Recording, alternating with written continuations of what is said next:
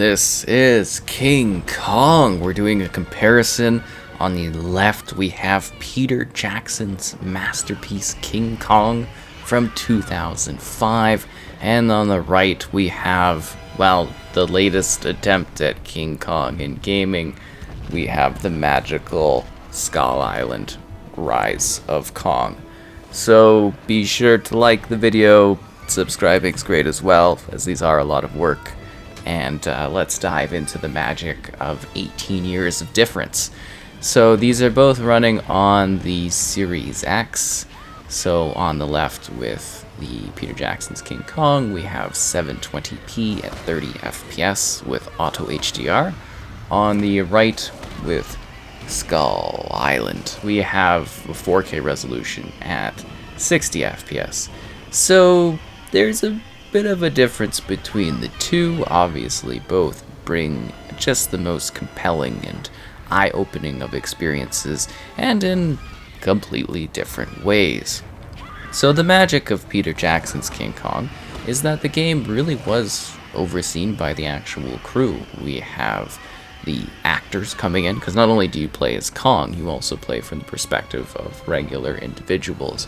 But the Kong parts are kind of what we're showcasing and comparing today, just because the technology you would expect over the gap of, again, nearly 2 decades, you would be expecting something a little bit more impressive, to say the least.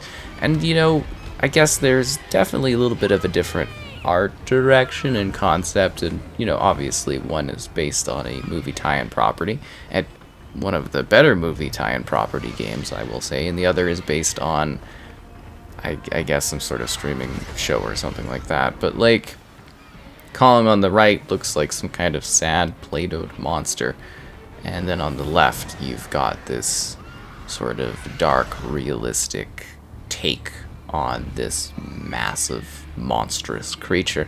And there's just, like, a completely different level of, like, weighting and movement. The characters are similar, because, you know, it's the same character, but you know what I mean, the movesets are about the same. You move around as Kong, you know, you kind of gallop about, you slap creatures, you sort of, like, execute the creatures when you get to a certain point, and, you know, you traverse the environment. You know, both are linear. I guess you would say that Rise of Kong has, like, a little bit more freedom to it, but they're basically the same sort of thing.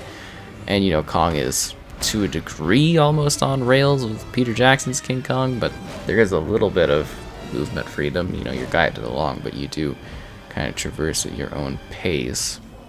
So it really is just, like, again, for me, it was something I wanted to do because I thought it would be a wildly hilarious comparison, would be to put these two up against each other just so that you could see the difference.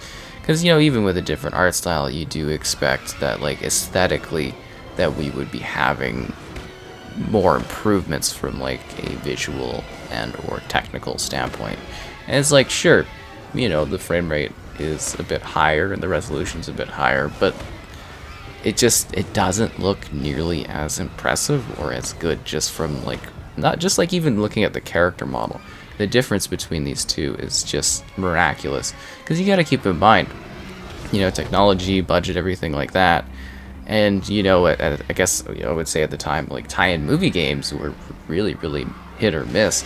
And just to have something so quality-like is kind of amazing, because it was also a cross-gen title, which is fascinating, whereas this, you know, Rise of Kong there is, you know, a current-gen experience.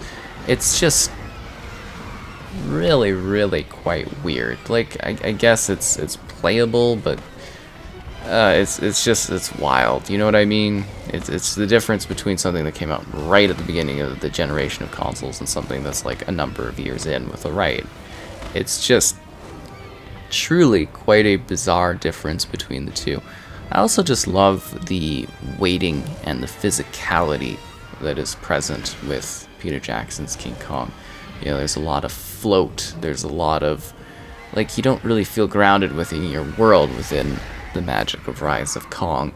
And it's not as dramatic. I was going to use the music on the right because I thought it was, you know, kind of hilarious. But then again, just like the crazy howling kind of sounds of you almost dying as Kong is super entertaining, and it's just that even the sound design is way better with, you know, Peter Jackson's. Like, it just, there's so much more of like a crunch and a craziness, and Kong just going rah, and this, you know, because you look at times it actually kind of lines up for how the character sort of is moving around, and it's just, even the movement doesn't seem, you know, as good. Like, the two characters right now, you can kind of see them.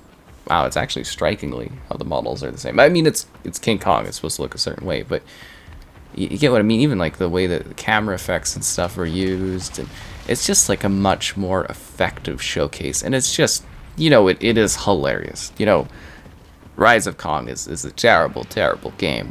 We've gone over that. It does run, you know, I will say that again, but like, you know what I mean? Just the two of these is just hilariously comical up against one another. It looks absolutely ridiculous. Look at Kong just slapping around those dinosaurs, and it looks way better from something that came out like 2 decades ago. Even if you don't have like a huge budget project, even if you don't have huge support and, you know, a Hollywood movie that you're trying to tie into, it's just strikingly ridiculous that there isn't some level of increase in some sort of quality, if that makes sense.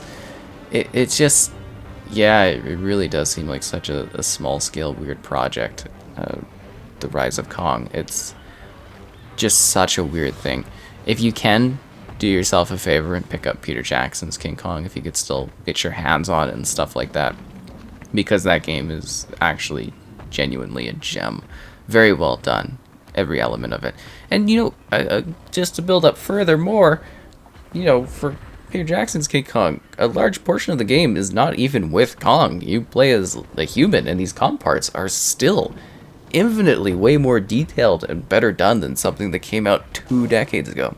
I think this is one of the very, very, very few comparison videos I can make where there is a degrading quality, particularly in a I can't even think of a 2-decade span where visually something has gotten worse.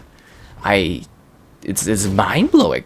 It's honestly, like, you know, there is a little bit of emotional gravitas to Rise of Kong at points. Like, you can tell the developers did try story-wise to do something, but, you know, gameplay-wise,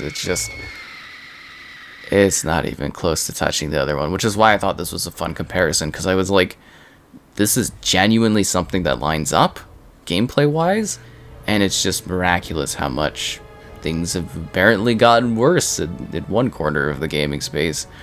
Wow, what a game.